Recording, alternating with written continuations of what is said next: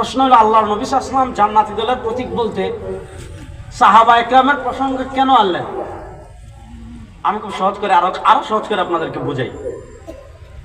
ইমামে আযম আবু হানিফা রাহিমাহুল্লাহ, আল্লাহ তার কবরকে জান্নাতের টুকরা বানিয়ে দেন। ইমামে আযম আবু হানিফা রাহিমাহুল্লাহ উম্মার মহান ইমাম। তিনি হাদিসেরও ইমাম, তিনি ফিকহেরও ইমাম, তিনি আকীদারও ইমাম। ইমাম আবু হানিফা যেমন আকীদার কিতাব লিখেছেন, ইমাম আবু হানিফা তেমন হাদিসেরও কিতাব লিখেছেন। আর ফিকহের ক্ষেত্রে ইমামে আযম আবু হানিফার যে মাকাম, এইটা তো ওয়াজ করে বলে শেষ করা যাবে না। ইমামে আযম আবু হানিফা রাহিমাহুল্লাহ তিনি উম্মার মহান যে কয়েকজন ইমাম আছেন,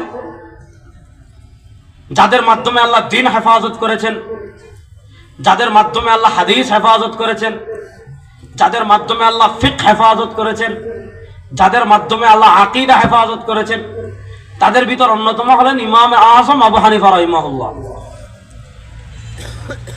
ইমামে আযম আবু হানিফা রাহিমাহুল্লাহ তিনি একজন মহান মুজতাহিদ ছিলেন। আমরা যে ফিকহকে ফলো করি, ফিকহে হানাফি, ইমামে আযম আবু হানিফা রাহিমাহুল্লাহ তার নিজের বক্তব্য ইমাম সাইমারি রাহিমাহুল্লাহ তার ফাদাইল আবি হানিফা ওয়া আখবার এই বইতে এনেছেন। ইমাম ইবনে হাজার হাইতামি ইমাম ইবনে আবিল আওয়াম, আফওয়ান ইমাম সাইমারি না, ইমাম ইবনে আবিল আওয়াম রাহিমাহুল্লাহ তিনি 235 হিজরিতে ইন্তেকাল করেছেন। ইমাম বুখারীর সমসাময়িক, অর্থাৎ ইমাম বুখারী রাহিমাহুল্লাহ 256-তে, ইমাম ইবনে আবিল আওয়াম ইন্তেকাল করেছেন 235, অর্থাৎ ইমামে আযম আবু হানিফা রাহিমাহুল্লাহ ইন্তেকাল 150 হিজরিতে। ইমামে আযম আবু হানিফা রাহিমাহুল্লাহর ইন্তেকালের 100 বছরের আগে তিনি ফাদাইল আবি হানিফা ওয়া আখবারহু, ইমামে আযম আবু হানিফা রাহিমাহুল্লাহর ফজিলতের উপর সনদ সহ কিতাব লিখেছেন। সেই কিতাবে তিনি সনদ সহ এনেছেন। ইমাম ইবনে আবিল আওয়ামের পরে ইমাম ইবনে হাজার হাইতামি রাহিমাহুল্লাহ তিনি 973 হিজরিতে ইন্তেকাল করেছেন। তিনি তার আল খায়রাতুল হিসান ফি মানাকিবিল ইমামিল আযম আবি হানিফা আন-নুমান, আল খায়রাতুল হিসান ফি মানাকিবিল ইমামিল আযম আবি হানিফা আন-নুমান, এই কিতাবের 63 নম্বর পৃষ্ঠায় বর্ণনা করেছেন।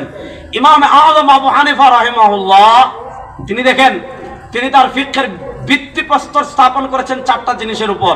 সেই 4টা জিনিস নিয়ে আমি আলোচনা করব না। 1 নম্বর বলেছেন আখুযু বিকিতাবিল্লাহ, আমার কাছে যখন কোনো মাসালা আসবে, আমার কাছে যখন কোনো বিষয় আসবে, আমার কাছে যখন কোনো সমস্যা আসবে, আমি এই মাসালার সমাধানের জন্য 1 নম্বরে যাব আল্লাহর কিতাবের কাছে, কোরআনের কাছে। ফাইল্লা মাজিদ ফাবি সুন্নতি রাসূলি, আমি যদি কোরআনে না পাই সরওয়ারে দু আলম সাল্লাল্লাহু আলাইহি ওয়াসাল্লামের সুন্নাহে যাব।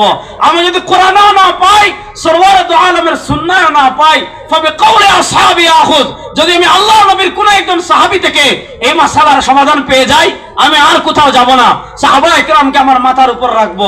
ফাইদান তাহাল আমরিল আমির ওয়া শাবি ওয়া আতা, যখন বিষয়টা কোরআনেও পাওয়া যাবে না, হাদিসেও পাওয়া যাবে না, জামাতে সাহাবায়ে কেরামের মধ্যে মাসালার সমাধান পাওয়া যাবে না, যদি বিষয়টা আমিরা সাহাবীর কাছে চলে আসে, আতার কাছে চলে আসে, ইব্রাহিম নাখাইর কাছে চলে আসে, তাহলে আমিরা সাহাবী উনিও তাবেঈ, ইব্রাহিম নাখাই উনিও তাবেঈ, আলকামা উনিও তাবেঈ, আমিরা সাহাবী উনিও তাবেঈ, ইমামে আযম আবু হানিফা রাহিমাহুল্লাহ তিনিও তাবেঈ। এজন্য তিনি বলেছেন ফাহুম রিজাল ওয়া নাহনু রিজাল আজতাহিদ কামা ইজতাহাদু, যদি কোরআনেও না পাই, হাদিসেও না পাই, সাহাবায়ে কেরাম রিদওয়ানুল্লাহি আলাইহিম আজমাইনের মধ্যে সমাধান না পাই, তাহলে অন্যান্য তাবেঈনরা যেমন মুজতাহিদ, অন্যান্য তাবেঈনরা যেমন ইজতিহাদ করেছেন, ইমাম আযম আবু হানিফা রাহিমাহুল্লাহ বলেছেন আমি অন্যান্য তাবেঈদের মতো ইজতিহাদ করব।